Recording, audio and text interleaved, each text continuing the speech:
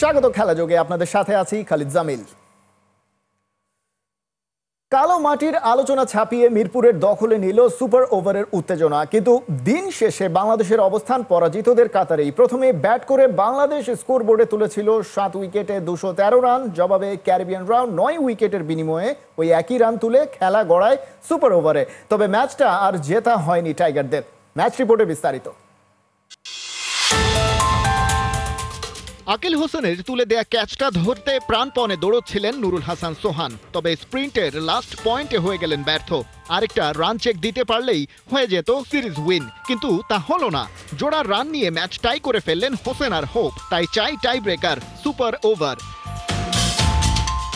বল হাতে cutter master Mustafiz check and ব্যালেন্সে super over শেষ করেই ফেলেছিলেন, তবে শেষ বলে হয়নি শেষ রক্ষা। ফিজের স্লোয়ারে আউটসাইড এজে শাই হোপের বাউন্ডারি, টাইগারদের সামনে টার্গেট 11 রানের। তাড়া করতে নামেন দুই ওপেনার সৌম্য সরকার আর সাইফ হাসান। প্রথম বলে ওয়াইড আর পরের অ্যাটেম্পটে নো প্লাস ডাবলসে 3 রান দিয়ে খেলা জমিয়ে দেন আকিল হোসেন। প্রথম বৈধ বলে সিঙ্গেল পান সৌম্য, দ্বিতীয় বলে ডট দিয়ে পরেরটায় 1 রান নেন সাইফ হাসান। 4 নম্বর বলে সৌম্য আউট হলে ক্রিজে আসেন শান্ত, লেগ বাই থেকে একটা রান পান। সাইফকে আরেকটা ওয়াইড করেন আকিল হোসেন। শেষ বলে দরকার ছিল 4 রান, সেটাও ওয়াইড দিয়ে এগিয়ে দেন ক্যারিবিয়ান স্পিনার। শেষ বৈধ বলে 1 রানই নিতে পারেন সাইফ। বাংলাদেশ ম্যাচ হারে সুপার ওভারে। এর আগে ক্যাপ্টেন মেহেদী মিরাজকে সাথে নিয়ে প্রথমবারের মতো একটা ম্যাড়ম্যাড়ে ম্যাচকে জমিয়ে তুলেছিলেন রিশাদ হোসেন। 14 বলে 39 রানের ক্যামিও। আর বাংলাদেশের এমন ইনিংসের তালিকায় রিশাদ উঠে গেলেন শীর্ষে। ওয়ানডেতে এক ইনিংসে অন্তত 10 বল খেলেছেন, তাদের মধ্যে এবার রিশাদ তুলেছেন সর্বোচ্চ স্ট্রাইক রেট, ছাড়িয়ে গেছেন সাকিব আল হাসান আর টেইল্যান্ডের ক্রাইসিস ম্যানেজার খ্যাত মাশরাফি বিন মুর্তজাকে। এই ইনিংসের আগে মিরপুরের আলোচিত কালো মাটির উইকেটে বাংলাদেশের ব্যাটিং ইনিংসটা সাদামাটাই ছিল। টস জিতে আগে মিরাজের ব্যাটিংয়ের সিদ্ধান্তটা নিশ্চয়ই চোখ কপালে তুলে দিয়েছে অনেকের। ব্যাট করতে নেমে শুরুটাও তেমন ভালো হয়নি স্বাগতিকদের। ওপেনার সাইফ হাসান ফিরে গেছেন 6 রানে, তাওহিদ হৃদয়ও করতে পারেননি 12-র বেশি। তার চেয়ে 3 রান বেশি তুলে ফিরেছেন নাজমুল হোসেন শান্ত। সাবেক অধিনায়কের ব্যাট নীরব থাকার দৈর্ঘ্য তাতে বেড়েছে আরও। 68 রানে 3 উইকেট হারিয়ে সাবধান বাংলাদেশ। স্লো অ্যান্ড স্টিডি হয়েও কাজ হলো না। 17 রান করে ক্যাচ তুলে ফিরলেন মাহিদুল অঙ্কনও। একপাশে ধীর স্থির খেলতে থাকা সৌম্য সরকার 50টাও করতে পারেননি, থেমেছেন 45-এ। লেফট রাইট কম্বিনেশন মেলাতে সোহান আর রিশাদকে ড্রেসিং রুমে রেখে প্রমোশন নিয়ে আগে নেমেছিলেন নাসুম, তবে ফিরে গেছেন ব্যক্তিগত 14তে। সোহানি যা একটু হাত চালিয়ে খেললেন, সেটাও 24 বলে 23। এরপরেই হয় মিরাজ রিশাদের 50 রানের অপরাজিত সেই পার্টনারশিপ, সেটাও মাত্র 24 বলে, যেখানে অবশ্য রিশাদেরই অবদান 39। জবাব দিতে নেমে নিজের প্রথম বল ফেস করতে গিয়েই আউট হন ব্র্যান্ডন কিং। ওকে তুলে নিয়েছেন নাসুম। সিরিজের এই ম্যাচ থেকেই দলের সাথে যুক্ত হয়েছেন টাইগার বাঁহাতি অর্থোডক্স বোলার। তারপর বল হাতে অ্যাটাকে এসে একে একে আথানাস কার্টিয়ার গুদাকেশ মতির উইকেট তুলে নেন রিশাদ, ঠিক যেন আগের ম্যাচের অ্যাকশন রিপ্লে। এছাড়া রোস্টন চেসকে ফিরিয়েছেন নাসুম। 133 রানে 7 উইকেট হারিয়ে পরাজয়ের প্রহর গুনতে শুরু করেছিল ওয়েস্ট ইন্ডিজ, কিন্তু বাধা হয়ে দাঁড়ান অভিজ্ঞ শাই হোপ। জাস্টিন গ্রেভসের সাথে গড়ে তোলেন 44 রানের পার্টনারশিপ। তবে ক্যাপ্টেন মেহেদী মিরাজের ডিরেক্ট থ্রোতে রান আউট ভাঙে ভরসা জুগিয়ে তোলা ক্যারিবিয়ান জুটি। কিন্তু শাই হোপ নাছোড় বান্দা। এবারে এগোলেন আগের রাতেই ঢাকায় আসা আকিল হোসেনকে সাথে নিয়ে, তুলে নিলেন 50ও। মেহেদী মিরাজের 48 নম্বর ওভারে 11 রান নিয়ে ম্যাচটা নিজেদের নিয়ন্ত্রণে অনেকটা নিয়েও নিয়েছিলেন, তবে অসময়ে আকিল হোসেনের ফিরে যাওয়াটা ম্যাচ গড়িয়ে দেয় সুপার ওভারে। সেখানে আর জিততে পারেনি টাইগাররা। সিরিজে সমতায় ফেরে টিম ক্যারিবিয়ান্স। খালিদ জামিল, 71। মিরপুরে কেমন পিচ? ম্যাচের 57 ওভার পর্যন্ত দেখা মেলেনি কোনো পেসারের। স্লো লো টার্নিং পিচে উইকেট পেয়ে কি স্পিনারদের ফেক কনফিডেন্স বাড়ছে? অনেকেই বলছেন এই ধরনের উইকেটে খেলাতেই এখনও এশিয়ান কিংবা বিশ্বমঞ্চে সাফল্য জিততে পারেনি বাংলাদেশ। সাইফুল রূপকের রিপোর্ট। স্টেডিয়ামের গ্যালারিতে লেখা 4-6 কি দারুণভাবে কালারফুলভাবে লেখা, অথচ মাঠের ক্রিকেটে ব্যাটারদের বেহাল অবস্থা। 4-6 কম, ডট বেশি। অনেকেই সোশ্যাল প্ল্যাটফর্মে নানা সময় বলে যে ডট বাবা, ডটের রাজা, যদিও এই শব্দগুলো পজিটিভ না, বলা ঠিক না, কিন্তু এই সিরিজে আমরা দেখছি একের পর এক ডট। বাংলাদেশের 2 ইনিংস পরপর 2 ম্যাচে দেখলাম যে 183 এবং 193। 300 বলের খেলাতে যদি একটা দল 183 এবং 193টা বল ডট দেয়, তাহলে ব্যাটিংয়ের আসল চিত্র কিন্তু সেখানেই ফুটে ওঠে। বাংলাদেশের দর্শকরা যেমন হতাশ এই সিরিজে বাংলার ব্যাটারদের ইনটেন্ট বা অ্যাপ্রোচ নিয়ে বা পিচের চরিত্র দেখে, তেমনই হতাশ হওয়ার কথা ক্যারিবিয়ান লিজেন্ডদের। 1970, 80 বা 90-এর দিকে ক্যারিবিয়ানদের ফাস্ট বোলার ছিল বিশ্বের সেরা। Andy Roberts, Malcolm martial, Joel Garner, Courtney Walsh, Curtly Ambrose, সব বিখ্যাত মাইকেল হোল্ডিং। সেই সময় ওয়েস্ট ইন্ডিজের পেসাররা আধিক্য থাকতো পেসারদের বেস্ট 11-এ, এবং শুধু ক্যারিবিয়ানে না, নানান দেশে তারা খেলেছে। 3-4জন পেস অ্যাটাক ছিল, 3-4জন আসলে প্রতিপক্ষকে ভেঙে চুরে দিত। সেই দলটার উত্তরসূরিরা টনি হেমিংয়ের পিচে কোনো পেসার খেলালো না, অর্থাৎ 50 ওভার, বিশ্ব রেকর্ড হলো 50 ওভারই তারা স্পিনার দিয়ে করালো। এই জায়গাটাতেই হয়তো ক্যারিবিয়ান লেজেন্ডদের খুব কষ্ট হওয়ার কথা। আবার পিচের চরিত্র দেখেই নিশ্চয়ই ওয়েস্ট ইন্ডিজের ক্যাপ্টেন, কোচ এই সিদ্ধান্ত নিয়েছে বা স্পিনারদের দিয়ে করিয়েছে। সেই পিচ নিয়েও অনেক প্রশ্ন আছে। আমরা নানা সময় দেখি দেশের বাইরে যখন বাংলার ব্যাটাররা ফেল করে, বাংলাদেশ দলগতভাবে পারফরমেন্স করতে পারে না, তখন প্রেস কনফারেন্সে এসে বলে যে আমাদের ঘরের পিচ বা মিরপুরের পিচ উন্নত করতে হবে, আর স্পোর্টিং করতে হবে। এই স্লো টার্নিং পিচের কারণে, আনইভেন বাউন্সের কারণে সবাই কিন্তু ডাউন উইকেট যাওয়া, সুইপ করা, ইনোভেটিভ শটগুলো খেলার অভ্যাসটা বা খেলার সাহসটা পায় না, যে কারণে বিদেশে ভালো পিচে গিয়েও সে অভ্যাসের অভাবেই কিন্তু দেখা গেল 20, 30, 40, 50 রান শর্ট হয়ে যায়। সেই কোচিং ইউনিট, সেই ব্যাটাররা, সেই ক্যাপ্টেনরাই দেশের মাটিতে এসে চুপ থাকে, রেজাল্টটা এনজয় করে। 2021-এর T20 ওয়ার্ল্ড কাপ ওমান এবং ইউএইতে হয়েছিল, সংযুক্ত আরব আমিরাতে। সেই বিশ্বকাপে যাওয়ার আগে বাংলাদেশ কিন্তু এই মাঠে মিরপুরের শেরে বাংলায় অস্ট্রেলিয়া এবং নিউজিল্যান্ডকে 4-1, 3-2 সিরিজ হারিয়ে ফেক একটা কনফিডেন্স নিয়ে বিশ্বকাপে গিয়েছিল। প্রথম রাউন্ড টপ করার পর বাংলাদেশ কিন্তু 5টা ম্যাচেই হেরেছিল আরব আমিরাতের মাটিতে। বোলারদের ফেক কনফিডেন্স গ্রো করে, সেটা কিন্তু পরবর্তীতে দেশের বাইরে আইসিসি কিংবা এসিসি ইভেন্টে বাংলাদেশের ব্যাকফায়ার করে, অর্থাৎ যে প্রত্যাশা থাকে সেই প্রত্যাশা অনুযায়ী পারফরমেন্সটা করতে পারে না ক্রিকেটাররা। সো রেজাল্ট যেমনই হোক, রেজাল্ট বাংলাদেশের পক্ষে আসলেও পিচের কারণে ক্রিকেটের উন্নতি হচ্ছে না। সাইফুল রূপক, 71, মিরপুর শের বাংলা ক্রিকেট স্টেডিয়াম, ঢাকা।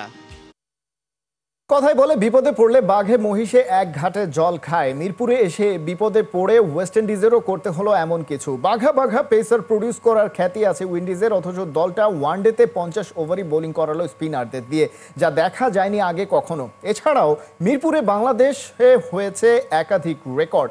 বিস্তারিত ফয়সাল হাবিবের রিপোর্টে। ক্রিস হেমসওয়ার্থের জনপ্রিয় সিনেমা এক্সট্রাকশনের এই দৃশ্য থেকে বানানো মিমটা বাংলাদেশ ওয়েস্ট ইন্ডিজ দ্বিতীয় ওয়ানডের সিনারিওর সাথে দুর্দান্তভাবে মেলে। মঙ্গলবার মিরপুরে ডানে বামে ওপরে নিচে শুধুই স্পিন বল আর স্পিন বোলারদের দেখা গেছে। 54 বছরের ওয়ানডে ক্রিকেটের ইতিহাসে প্রথমবারের মতো এক ইনিংসে 50 ওভারই বোলিং করেছে স্পিনাররা। শেরি বাংলায় দ্বিতীয় ওয়ানডের উইকেট প্রথম দিনের চেয়েও বেশি স্পিন সহায়ক ছিল। বাংলাদেশ তাই একাদশে নিয়েছে 4 জন স্পেশালাইজড স্পিনার। ওয়েস্ট ইন্ডিজও তেমনই সরেশ, ওরাও পেসারদের সরিয়ে একাদশে এনেছে নতুন স্পিনার। টস হেরে উইন্ডিজ যখন বোলিং করতে এলো তখন বল হাতে নিলেন আকিল হোসাইন। জানলে অবাক হবেন, হুট করে স্কোয়াডে ডাক পাওয়া আকিল বাংলাদেশে এসেছেন সোমবার রাত 2:30টায়।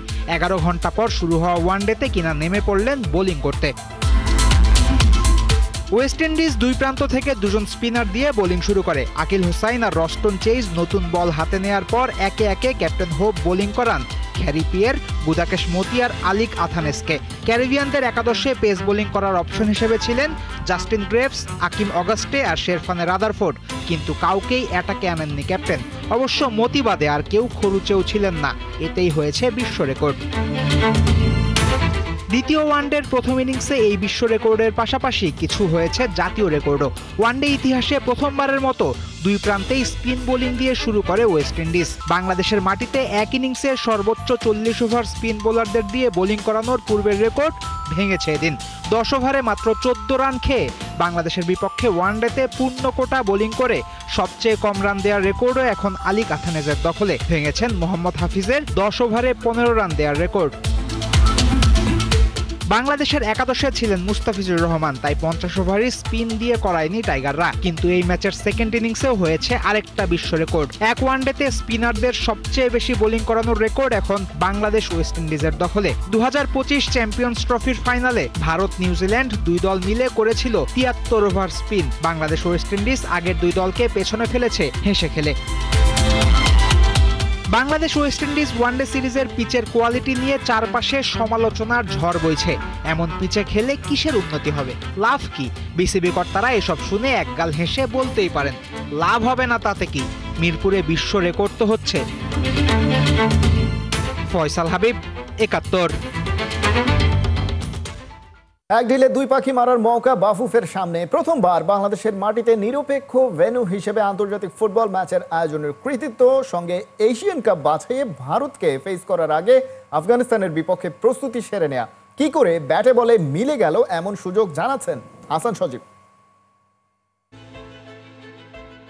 গত এক বছরে বাংলাদেশের ফুটবলের কদর কতটুকু বেড়েছে তা বুঝতে হলে খুব বেশি দূরে যেতে হবে না, এই একটা উদাহরণই যথেষ্ট। প্রথমবারের মতো নিরপেক্ষ ভেন্যু হিসেবে আন্তর্জাতিক ম্যাচ আয়োজন করতে যাচ্ছে বাংলাদেশ। বিষয়টা কিভাবে সম্ভব হলো সেটাই জানতে চাই বাফুফের সহ সভাপতি ফাহাদ করিমের কাছে। আপনি জানেন যে আমাদের বিগত যে 3টি খেলা আয়োজন হয়েছে, এফসি কোয়ালিফায়ার্স এবং একটি ফিফা ফ্রেন্ডলি, ভুটানের সাথে ফ্রেন্ডলি, তারপরে সিঙ্গাপুর এবং রিসেন্টলি হংকং, এই 3টি খেলার আয়োজন নিয়ে এএফসি সহ এশিয়ার সকল ফুটবল ফেডারেশনে কিন্তু অনেক পজিটিভ আলোচনা হয়েছে। They are very impressed to see বাংলাদেশে ব্যাক টু ব্যাক এত বড় বড় খেলা আলহামদুলিল্লাহ অত্যন্ত সফলভাবে আয়োজন হচ্ছে। সেই আয়োজনের পরিপ্রেক্ষিতে আফগানিস্তান আমাদেরকে এবং এএফসিকে একসাথে রিচ করে, যে আফগানিস্তান আমাদেরকে এসে বলে যে আমরা যদি তোমাদেরকে নিউট্রাল ভেন্যু হিসেবে করতে চাই তোমরা রাজি হবে কিনা, এবং আফগানিস্তান সাথে সাথে এএফসিকেও বলে যে আপনারাও একটু বাংলাদেশকে বলেন যে তারা আমাদেরকে হোস্ট করবে কি করবে না।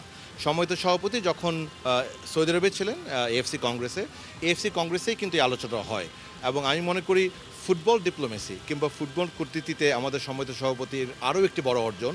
তিনি সাথে সাথে সব এই অফারটা লুফে নেন। কি সাথে তিনি খুব সুন্দরভাবে, আমি বলবো, আফগানিস্তানকে এটাও অ্যাপ্রোচ করেন যে তুমি যদি আমার এখানে আসো, তুমি আমার সাথে একটা খেলাও খেলবো, আমি চাই তুমি আমার সাথে খেলো, তোমার জন্যও ভালো হবে, আমাদের জন্য ভালো হবে, আপনি জেনে খুশি হবেন।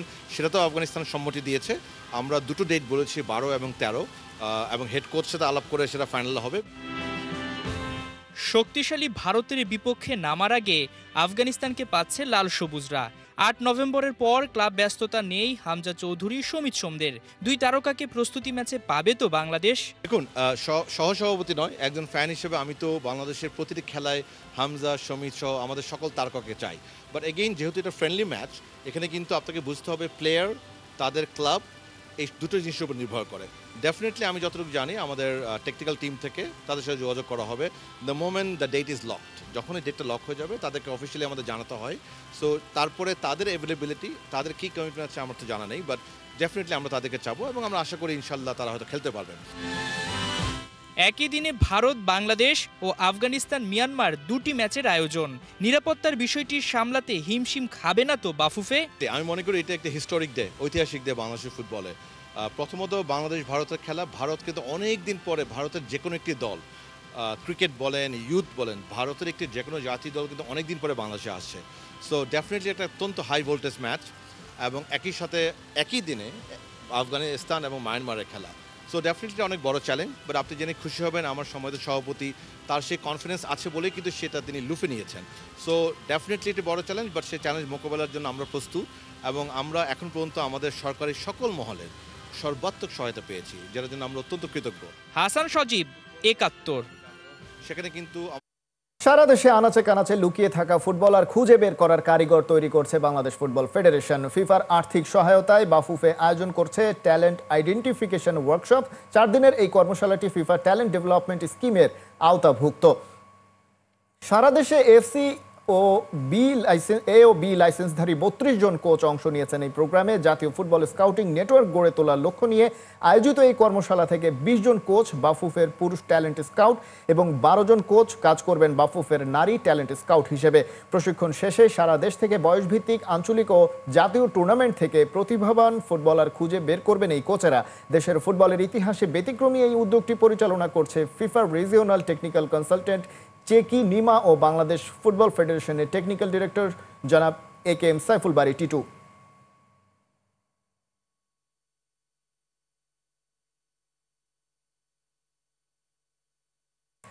দেশের ক্রীড়াঙ্গনে একের পর এক ইতিহাস লিখেই চলেছে বাংলার মেয়েরা। সেই ধারাবাহিকতায় এবার এশিয়ান যুব গেমসে প্রথম পদক জিতে নিল বাংলাদেশ অনূর্ধ্ব-18 নারী কাবাডি দল। এশিয়ান যুব গেমসে এর আগে 2 আসরে অংশ নিয়েও কোনো পদক জিততে পারেনি বাংলাদেশ। তবে তৃতীয়বারের অংশগ্রহণে শ্রীলঙ্কাকে হারিয়ে প্রথম পদক নিশ্চিত করেছে বাংলাদেশের মেয়েরা। বাহরাইনের ইসা স্পোর্টস সিটিতে শ্রীলঙ্কার বিপক্ষে এই অনুষ্ঠিত ম্যাচে প্রথমার্ধে 7 পয়েন্টে এগিয়ে ছিল বাংলাদেশ। তবে দ্বিতীয়ার্ধের হাড্ডাহাড্ডি লড়াইয়ে দুই দলই 22 পয়েন্ট করে স্কোর করে, কিন্তু প্রথমার্ধে এগিয়ে থাকায় ম্যাচের শেষ বাঁশি বাজার সাথে সাথেই উল্লাসে মাতে বাংলাদেশ দলের খেলোয়াড়রা।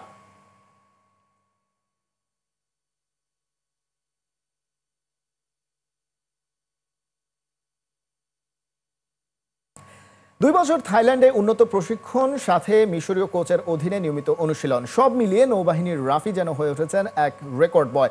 ম্যাক্স গ্রুপ 34তম জাতীয় সাঁতার, ডাইভিং ও ওয়াটার পোলো প্রতিযোগিতায় দ্বিতীয় দিনেই গড়েছেন 4টি ব্যক্তিগত রেকর্ড। এর আগে প্রথম দিনে একটি ব্যক্তিগত ও একটি দলীয় ইভেন্টে জাতীয় রেকর্ড গড়েছিলেন এই তরুণ সাঁতারু। তার কল্যাণে পদক অর্জনে এখনও শীর্ষস্থান ধরে রাখতে পেরেছে বাংলাদেশ নৌবাহিনী। তবে রেকর্ড গড়ার রাফির দুঃখ হ্যান্ড টাইমিংয়ে। বিশ্বের অন্যান্য দেশে এখন গ্রহণযোগ্য পদ্ধতি হলো ইলেকট্রনিক টাইমিং, কিন্তু এই সুবিধা বাংলাদেশে না থাকায় বেশ কিছু স্কলারশিপ থেকে বঞ্চিত হওয়ার আক্ষেপ রয়েছে এই সাঁতারুর।